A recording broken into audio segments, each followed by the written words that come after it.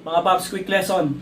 Yung iba sa inyo, hindi nyo inaalam yung chord progression ha. Inaalam nyo lang yung kit and hope for the best. At papakita ko sa inyo kung bakit detrimental yan sa improvisation nyo and sa songwriting. Okay, take for example itong favorite song ko, Naiilang.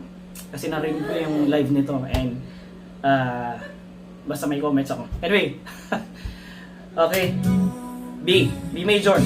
So B ayun yan siya.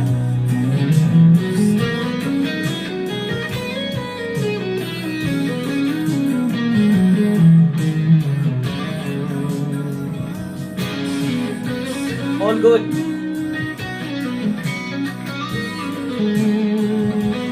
Oh.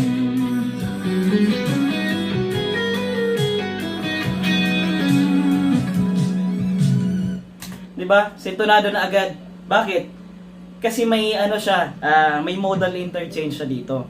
So it's in the key of B. Ang ano niya, ang chord progression niya sa una, B, 1, 6, 4, 5. So pasok diyan yung ano, yung B ayon niya, no. Pero paano pag may ano tayo, borrowed chord or modal interchange? So nagi siyang 1, 6, pagka G siya. So paano na?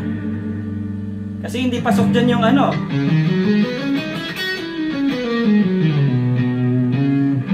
Tapos babalik siya sa 5. So pag ganyan, dapat alam nyo agad alam nyo muna yung chord progression para alam nyo yung gagawin. Kasi otherwise, para siyang ano ang ano ko dito, analogy ko, parang alam mo lang yung topic, pero hindi mo alam yung context. So, chachamba-chamba ka. And in this case, sintonado yung chamba nyo. So, tingnan natin yung triad nitong G na to. So, it has G, G, B, D.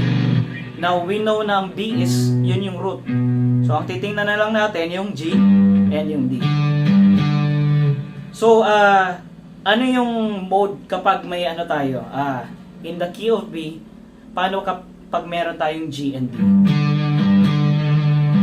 So, kapain natin, ang ano natin, major scale natin. Ngayon, paano pag may D yan? That's a minor third. Okay. G. So that's a flat 6 or a minor 6. Okay. So it's a B Aeolian. Okay. So try natin gamitan ng B Aeolian doon sa G chord, tapos babalik tayo sa B Aeolian. Okay.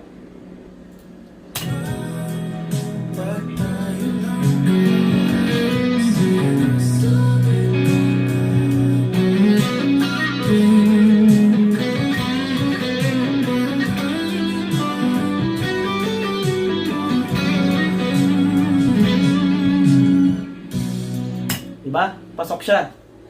So ayun, always know your chord progression para alam niyo yung chord changes, and also para maplano niyo yung gagawin niyo. So I'll walk you through yung paano yung thought process ko pag pinapakinggan ko yung chord. B, pwede akong magpasok ng some sort of motif dito na involving 1, 3, 5.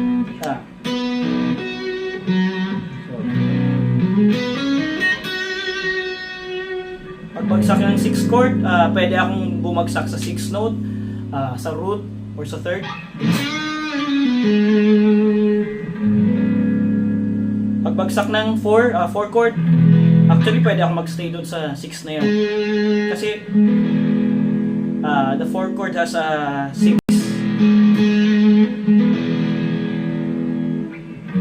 Tapos pagbagsak ng 5, pwede ako ng 9th or yung second note, or 7th.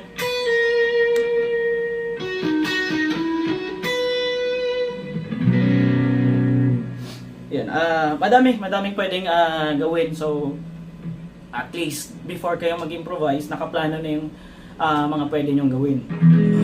Pwede rin halimbawa dito sa 4-5, pwede kayong gumawa ng motif like, tapos ulitin nyo lang yung motif, just different notes.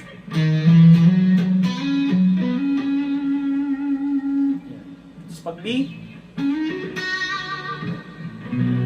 yan, fifth note. 6. Pagbagsak ng 6, pwedeng ibahin nyo na lang.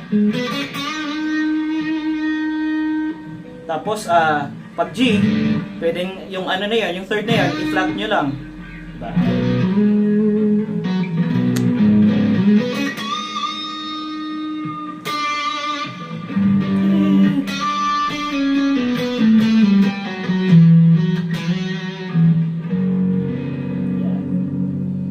Ayun. Kasi pag nag-i-improvise tayo, nakabase yung ano natin, yung solo natin. Kahit nga pag kumakanta nakabase yung notes natin sa kung anong chord, kung nasang chord tayo. Okay, para hindi tayo completely blind. Also, when improvising over a song, you might wanna check yung tono nung vocals. Kasi dito pa lang sa vocals, may may clue na kung ano yung mood.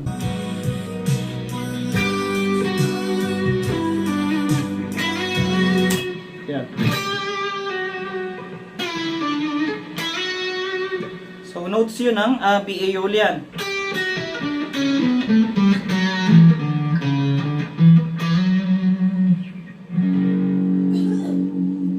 Ayun. So know your chord progression always, okay? G, Happy New Year!